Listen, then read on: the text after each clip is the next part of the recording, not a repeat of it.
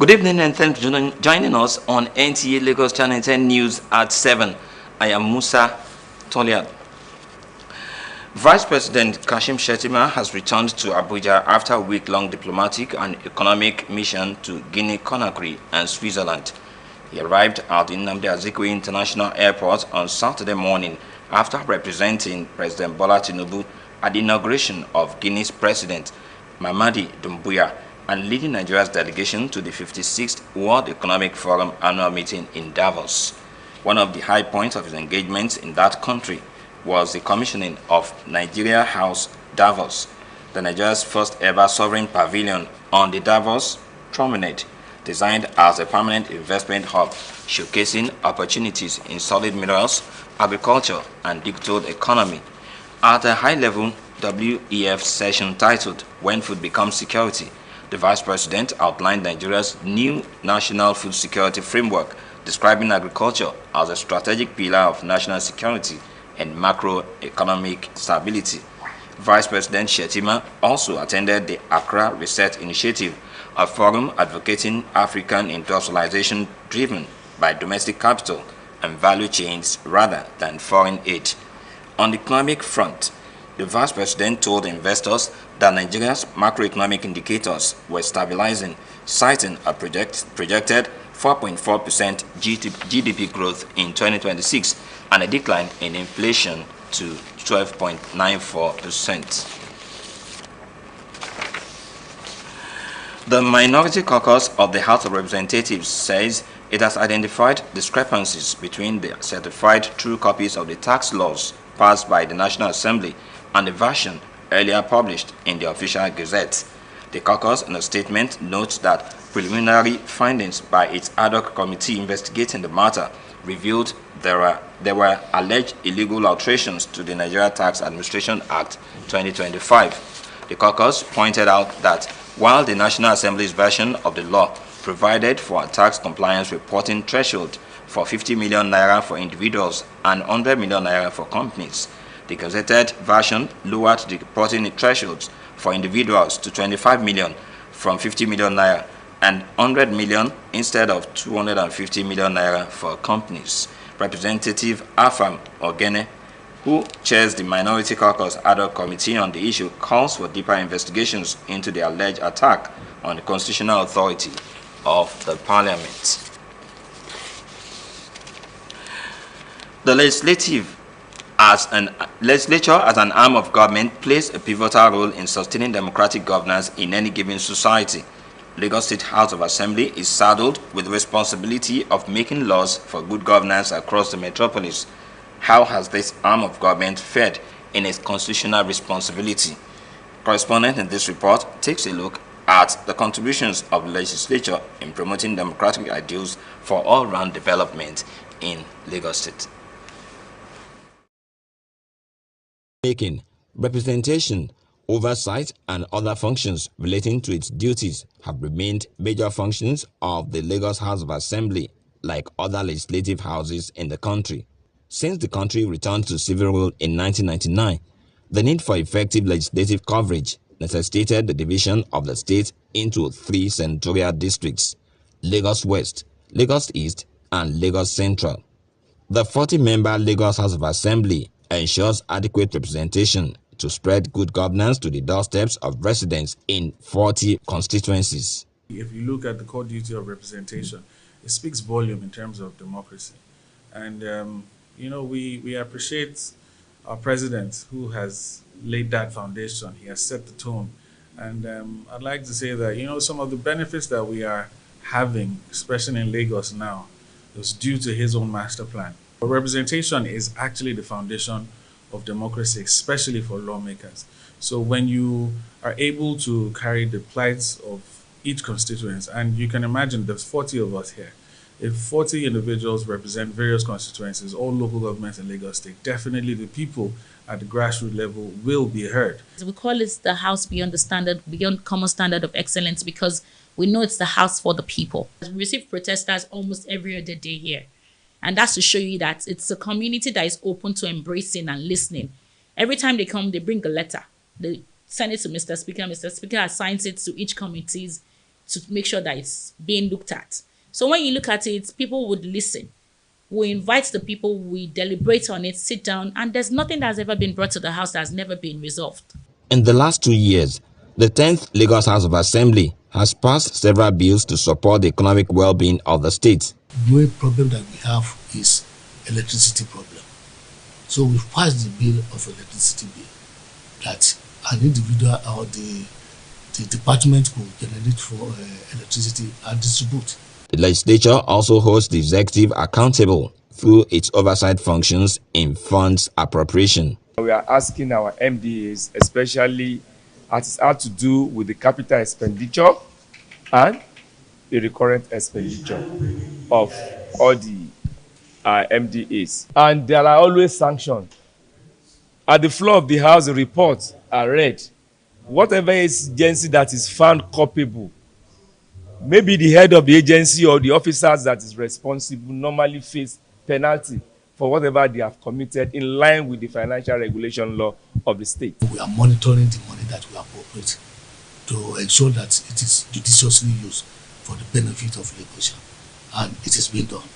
So that is our power is within our remit of our power to appropriate for them and to monitor them. To sustain democratic values, speedy dispensation of justice falls within the purview of the Lagos Assembly. The public petition aspect of my committee work is huge. It's huge, and this helps to alleviate some of the challenges that the judiciary are facing in terms of clogging the courts with too many cases or too many applications and the likes. A lot of the laws that emanate from this arm of government, is basically laws that are speaking to assisting the people of Lagos State, the residents of Lagos State.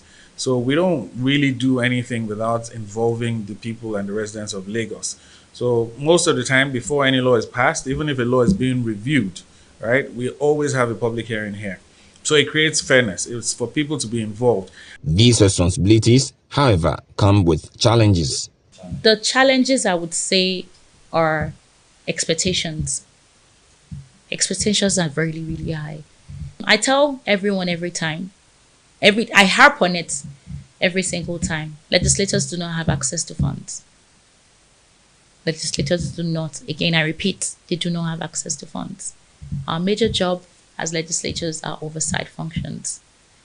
So if you see funding, I personally do work outside of being a legislator. Political observers, however, believe there is need to strengthen the capacity of the legislature to improve its oversight functions so that the contribution to democratic governance by the law-making arm of government can be enhanced. In Lagos, And still on democratic governance, in democracy, Parliament makes the law while relying on the media as the fourth estate of the realm to inform the public and hold government accountable. But who really shapes the laws that generate public interest? National Assembly correspondent Metare Ikmen in this report explores the power and role of media in promoting critical legislations. Parliament is usually a beehive of lawmaking activities and processes when in session, with bills, motions, and resolutions competing for public attention. What makes the headlines depends on what is projected by the media. Little wonder the legislature cannot do without the media to disseminate the content and consequences of legislations, which are not only fine-tuned in the hallowed chambers but in the court of public opinion. From first reading to third reading when the bills are passed, the media is duty-bound to interpret and identify the implications for the masses, but not without some challenges. Most times they are not able to have this information. I mean, accessibility is a problem, and except I have what to report, I do not go out to misrepresent things or misinform the general public. I think that is where we have a little problem, But I want to believe that the National Assembly today is beginning to seek ways through which they can really pass on their message. Immediately after these questions, one of such ways of enriching knowledge of proposed laws is through capacity building workshops like this one organized by the House Committee on Media and Publicity for reporters in the House of Representatives Press Corps and media aides in Parliament. Democracy functions best when citizens are well informed, when institutions communicate responsibly, and when the media ecosystem upholds professionalism and public interest. It's their perspective and how they frame it that goes. And that is why sessions like this are critical. The focus is to inspire informed reportage of digital bills and other technology-related legislations such as the National Digital Economy and E-Governance Bill, Digital Rights and Freedom Bill, and the Child Online Access Protection Bill, which seeks to also regulate access of young children to the internet, and also to protect them while they're interfacing on the internet. There are a lot of issues that have to do with the digital space that we as reporters that are supposed to inform people don't really understand yet. And we cannot do our job very well if we don't understand those issues. Information is key because you are the midpoint between the legislature and the public. And so we have to ensure that what we put out there, of course, is genuine. Attention span is very short for many people because if it doesn't touch their pocket, they are not concerned. But the media is able to then say, listen, this bill sounds like e-governance doesn't touch your pocket, but it touches your pocket. It touches on inflation. Substance is important. And at the heart of substance is the fact that we need to put the people first. Experts and practitioners believe that the media should stay vigilant in holding lawmakers accountable, shaping public discourse, and amplifying the voices of citizens regarding any piece of legislation. From the National Assembly, Mitaire Ikben, NTA News. Let's now talk volunteerism. As communities continue to face social and economic challenges, Nigerians are being urged to embrace social service and volunteering as a collective duty that strengthens unity and uplift the nation. Omatere Chiedu has the details. Service as a shared responsibility, one that helps improve lives, supports the vulnerable, and strengthens the fabric of our communities by getting involved in local initiatives from health outreach to environmental care. Everyone can contribute to more caring and supportive society. Social service is any form of activities carried out or done to help or promote the welfare of individual groups or communities. As volunteers, what we are doing is putting back in that our store, in that our bank account, our humanity bank account, our community bank account, and there are diverse ways we can do this. Does this help nation building? Of course. Every time we put back, we are demonstrating that you don't have to be a government official or sitting in some position of responsibility before you can invest in the community that sustains you. Nigerians, especially the youth, are being called upon to volunteer their time and skills to community causes. This simple act of service, whether teaching, cleaning public spaces, or assisting the elderly, promotes unity, compassion, and a deeper sense of belonging. Citizens are reminded that volunteering costs nothing, yet its impact is priceless. We are uplifting not just the community that we operate in, each of the communities, the nearly 55,000 communities we operate in. We are also uplifting ourselves as individuals. It can also help a society or individuals within society to know that, yes, it's not just about me getting, but that what can I also offer? What can I also bring to the table to help the society, to help the community? The appeal is for individuals, families, and institutions to make volunteering a regular part of their culture. By stepping forward and taking part in community service, citizens can help build a stronger, more resilient nation where everyone plays a role in creating positive change. When we serve one another, we strengthen the future we all share. In Lagos, Ometere Chiedu, NTA News. Let's now talk humanitarian outreach. To the wives of our fallen and serving personnel, you are not alone. The Nigerian Air Force Officers' Wives Association weaves a tapestry of support around you, mending the fabric of belonging with threads of compassion, purpose, and enduring sisterhood. Those were the words of NAFOA President Ngozi Aneke at the Medical and Humanitarian Outreach for Widows and Serving Personnel Wives in commemoration of the Armed Forces Celebration and Remembrance Day 2026.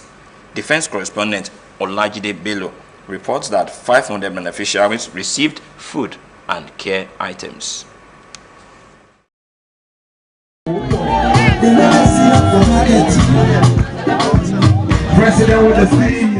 It was another time to demonstrate service to humanity as families of the fallen and serving personnel converged on the NAF Base Parade Ground with one purpose: providing succor. NAFOA remains a humanitarian-driven organization committed to improving lives through medical outreach, welfare support, educational empowerment, and social interventions guided by compassion, inclusiveness, and sustainable impact. Please be assured that NAFOA remains firmly committed to your welfare, empowerment, and well-being, ensuring that no one is left behind. We will try to carry you along in all we do as much as we can. One of the widows who benefited said it became necessary to form an association in 2018 so as to create an actionable database for the Nigerian Air Force and NAFOA's impact to be felt. You know, with the intervention of the CAS and his wife, things became easier for us. Now you can see from the background here, you can see now, we have food for our children. With this now can take us months. Applauding President Tinubu and his wife for setting the standard in humanitarian service, NAFOA, just like Oliver Twist, says, Also using this medium to call on well-meaning Nigerians to keep supporting and encouraging us. We have partnership and collaborations with agencies, so we are confident, and not just them, we know so many other organizations, NGOs, we are calling on them now to also come join hands because we can't do this in isolation. While changes may occur from time to time, NAFOA is committed to the welfare of personnel and their families and will remain a core consideration in policy formulation and implementation. Olajide Bello, NTA News. You're still watching NTA Lagos Channel 10 News at 7. More reports after this break. Stay with us.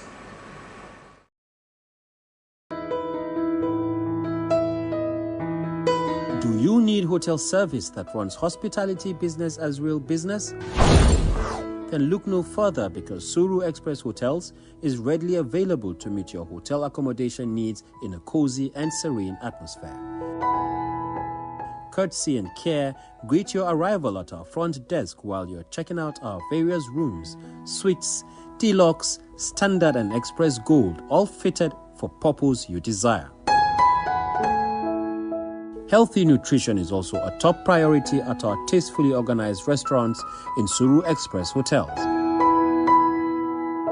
With our ultra-modern gymnasium, maintaining your fitness is guaranteed in a conducive atmosphere. To unwind and reduce stress, our world-class standard swimming pool and game centers are always available. We are strategically located in Surulere, Ikeja GRA, Ikorodu to provide unparalleled hospitality and free parking and top-notch security. A choice of any Suru Express hotel is a choice made with wisdom.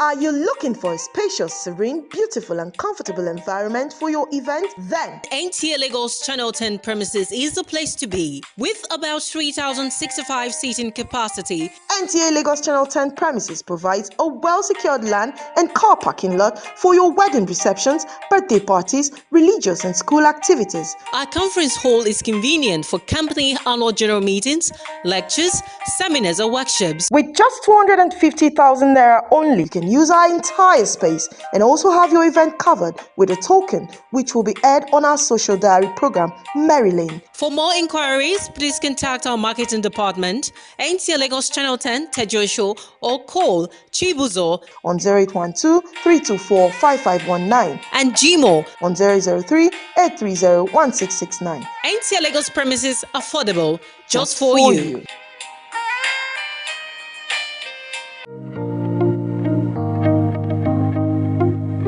Hi everyone, This is Ida Emmanuel Chibike, and we are right here in Great John Bosco Nigeria Limited. It's located in 48 Tedusho Road, right here in Suliri, Lagos. Are you an interior designer, an architect, a builder, and you actually looking for a place to get your furnitures and also quality fabrics like curtains for your homes? Great John Bosco is actually one of the best places to get that. We are situated here in Lagos, Nigeria, right here in Tedusho, and we have branches in Abuja and also on the island, that's Lekki Phase 1. We have from the ranges of Turkish fabrics, American fabrics, Italian fabrics, and what have you. We have them in different categories and in different collections. You can also check us online. We are active online on our social media handles.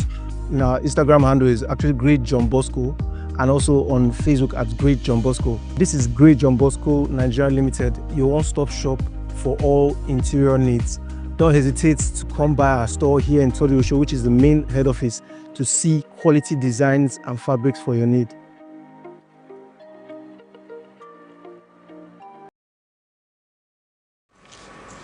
Thanks for staying tuned to NTA Lagos Channel 10 News at 7. Now, in the quiet moment of cooking, a simple phone call or the use of any other inflammatory device can turn deadly. Imagine someone cooking and chatting away while gas cylinder quietly leaks. The distraction marks the silent danger as invisible gas fills the air. A spark from the phone or other inflammatory device could ignite a devastating explosion, turning a routine evening into a nightmare. Safety experts say this means giving full attention to the task at hand always. Lydia Sampson has the details. Liquefied petroleum gas, also known as cooking gas, plays a critical role in daily life, providing a clean, efficient and convenient energy source for millions of Nigerian households. The question is, are users elevating LPG safety standards to foster sustainable energy use, protect lives and advance Nigeria's clean cooking goals? Rachel John Mark and Kafayat Umar have been using cooking gas for over 10 years. While Rachel John Mark admits to being aware that cylinders expire, Kafayat said that she is not. One thing they have in common though is being safety conscious when using cooking gas. To be on the safer side, every 2 years I change my cylinder. Yeah, I discard that one and then get another. I wouldn't know whether those that I discarded it for, whether they resell or whatever, but my safety is what I'm concerned about. Me, I don't own it down before I light it. So, and I also make sure I check the burner to make sure it's tightened up before I light it. And I make sure my food, I check them so that I will not have overheating. Like when my food get burned, when food get burned at a point, then everything will start producing a lot of heat that I can make it, the gas itself, to explode. These resonate with most LPG users.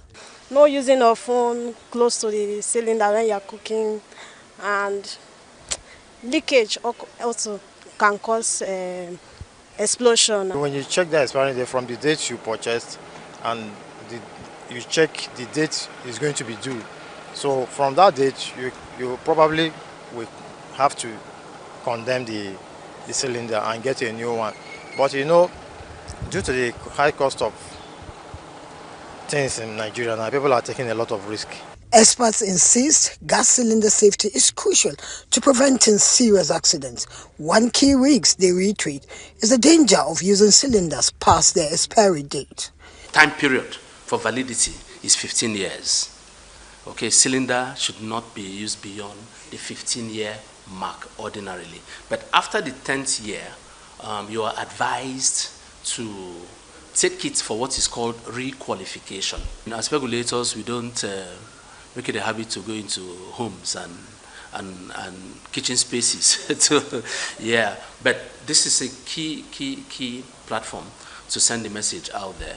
Our health, safety and environment community directorate does a lot in terms of putting out safety tips. He stressed that expired cylinders may develop cracks or corrosion, compromising their integrity. Human error also plays a significant role. Improper handling, storage, and neglecting regular inspections can lead to dangerous gas leaks. Using a telephone near an active gas cylinder is a risky choice many might overlook. But believe me, the stakes are high. And therefore, our daily habits must respect these hidden hazards because a moment's distraction could cost a life, or permit me to say, even lives. Mitigating danger requires always checking the cylinder's expiry date before use and ensuring it is stored in a well-ventilated area away from heat sources. Regular maintenance and responsible use are essential to safeguarding lives and property from potentially deadly gas cylinder explosions. In Abuja, Lydia Sampson, NTA News. Well, on that precautionary note, we call it a wrap on NTA Lagos 2010 News at 7. Many thanks for watching. You have enjoyed the rest of the evening. Good evening.